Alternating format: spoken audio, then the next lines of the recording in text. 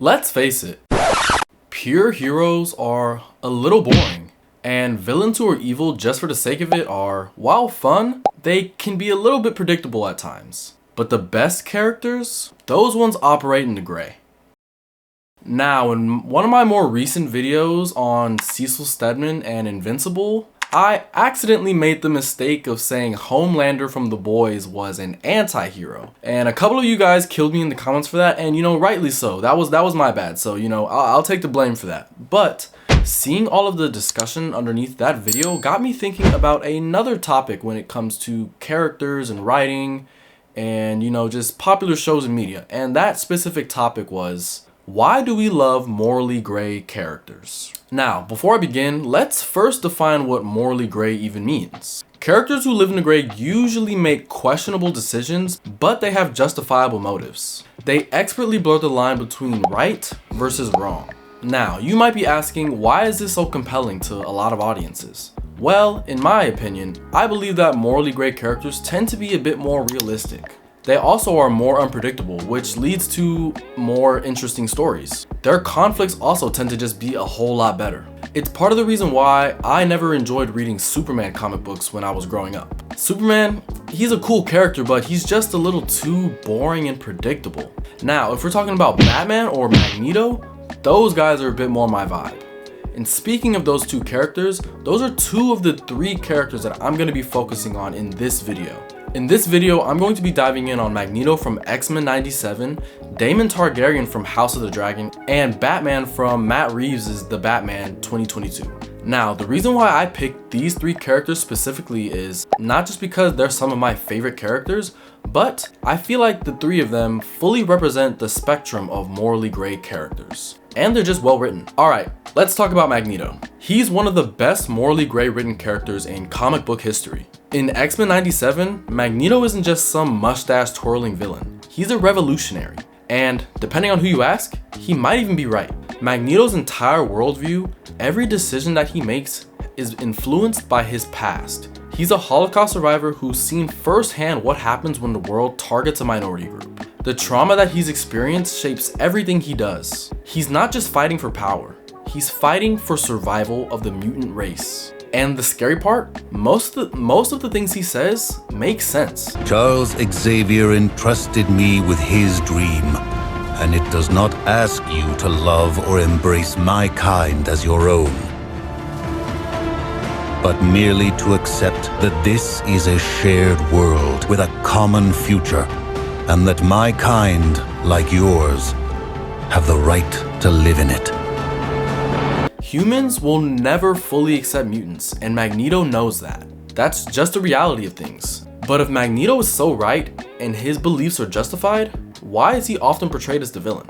Well, that's because a lot of his actions are a bit on the extreme side. Unlike the X-Men and Professor X, Magneto doesn't just defend mutants. He goes on the offensive. With the Brotherhood at his back, he fights back against the humans. To Magneto, peace is just an illusion, and it's unobtainable. The only way to secure mutant kind's future is through brute, unrelenting force. Destroying infrastructure, manipulating people, and even outright murder, these are lines that Magneto is willing to cross. On the other hand, Professor X would never dream of crossing these lines. And that's why their dynamic is so interesting. They're two sides of the same coin. They're Martin Luther King and Malcolm X. They're fighting the same fight, but they both just have two vastly different methods of doing so. Xavier wants humans to live in harmony, but Magneto doesn't want any integration. Magneto wants dominance. I don't want peace. I want problems, always! History has shown him that coexistence with humans is a death sentence. For him, the only way for mutants to survive is to take over. And that's why Magneto is such a compelling character. We understand him. We even sympathize with him at some points. But we're also a little bit afraid of what he's capable of doing in order to achieve his goals. Next up, we've got Daemon Targaryen from House of the Dragon. Now, if you haven't seen this show, I'll keep the spoilers to a bit of a minimum, but if you haven't, you should probably get on that. Simply put, he's one of the most unpredictable characters in the entire show, maybe even in the entire Game of Thrones TV universe. He's a prince, a warrior, but most importantly, he's a rogue. He operates on his own accord. His morality is a bit like water. It's constantly shifting and changing to fit whatever scenario he finds himself in. Now, Daemon is fiercely loyal to his family, the Targaryens, especially to his brother Viserys and his sister, and later his wife, niece, Rhaenyra. Now, this is Game of Thrones. There's a lot of weird family stuff going on, so I advise you to just skip past that part. But yeah. Now, Daemon might be loyal, but he's also cruel, impulsive, and dangerously ambitious. One moment he's leading an army into battle, and the next he's executing a man in cold blood. Sir Otto Hightower once called him the greatest threat to the realm. Now, I hate Otto Hightower, but he might have cooked with that one. He's kind of crazy. When Viserys named Rhaenyra his heir over Daemon, that kind of sent him on a spiral. He lashed out and took Dragonstone for himself. He's kind of like a little kid throwing a tantrum whenever he doesn't get his way. But hey, I love Daemon. He knows how to keep things interesting. Despite some of Daemon's shadier actions that I won't fully get into in case of spoilers, he is still loyal to Rhaenyra in the end. In fact, he even refuses to kill Rhaenyra when she gives him the opportunity to murder her to take the throne. He's ambitious, but he ain't that ambitious. Now, what makes Daemon so compelling is that he exists in a world where power and strength trump morality. He doesn't necessarily see things as good or evil. He sees things as what need to be done and what he needs to do in order to win. And that's what makes him so fascinating to me. He's not a hero and he's not a villain either. He's something in between, and that's what makes him one of the most unpredictable characters on television right now. Now, season 3 of House of the Dragon is a little ways away, but I can't wait to see Daemon back in action. I won't spoil it, but the battle between him and Aemond is going to be one for the history books. That's all I'm gonna say there. Lastly, we're gonna talk about Batman, specifically from Matt Reeves' 2022 film, The Batman. Now, before I begin, I have a bit of a hot take for you guys. The Batman is better than the Dark Knight trilogy. Yep, I said it. You can type all your hate comments all you want, I don't care. It's the best interpretation of the Batman character that we've received on screen thus far. Now, I'm not gonna get into that in this video, but if you wanna hear me talk about my opinion on all the Batman movies and why Matt Reeves' film is the best one, drop a comment and I'll think about making a video on that sometime in the near future. Now, let's get back to the Batman. You might be thinking, Batman's a superhero, right? Well, first of all, he doesn't have any powers, so he's not a superhero.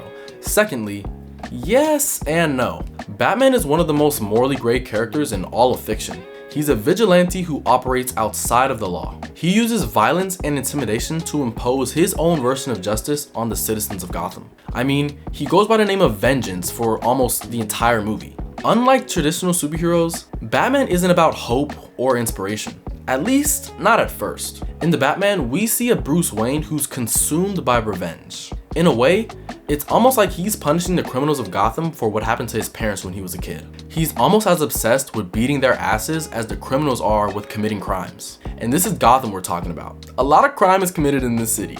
Honestly, I don't know how the whole city hasn't been put under martial law yet. But what makes this version of Batman so interesting is his arc throughout the entire movie. Over the course of the film, he slowly realizes that he's not what Gotham needs. The city is not going to change if he keeps parading around in his batsuit, beating up criminals to a bloody pulp just because he thinks they deserve it. I mean, the Batman even inspired the villain of the movie, the Riddler, which resulted in Gotham being flooded and the deaths of a bunch of people. That's on you, Batman. Kinda. It's not all on you, but a little bit of it's on you. By the end of the movie, Batman realizes he needs to be a symbol of hope as well. He can't just be vengeance. His shift from brutal enforcer to reluctant hero is what makes him such an interesting character, and it's also what puts him above all of the other Batmans on film. Yep, I said it again. He's a perfectly morally gray and complex character. He's not perfect, and he's not entirely good either, but that's what makes him compelling. Morally gray characters are some of the best written characters in my opinion. I'm a writer myself, and I absolutely love writing about morally gray characters because they're just so much more interesting. In some cases, they're even more interesting than the protagonist. The reason why they're so interesting is because they feel the most real. No one in real life is 100% good or 100% evil. At the end of the day, it's a spectrum. We're all capable of making questionable choices. It all just depends on what situation we're put in. Morally gray characters challenge our perception of right versus wrong. They make us ask, would I do the same thing if I was put in the same situation? And the best ones, the ones like Magneto, Daemon, and the Batman, They stick with us because they make us uncomfortable. And if you enjoyed this breakdown, don't forget to like and subscribe for more deep dives into storytelling and character writing. That's all for me. I've been LDJ Writes, and I'll see you guys in the next one. Peace.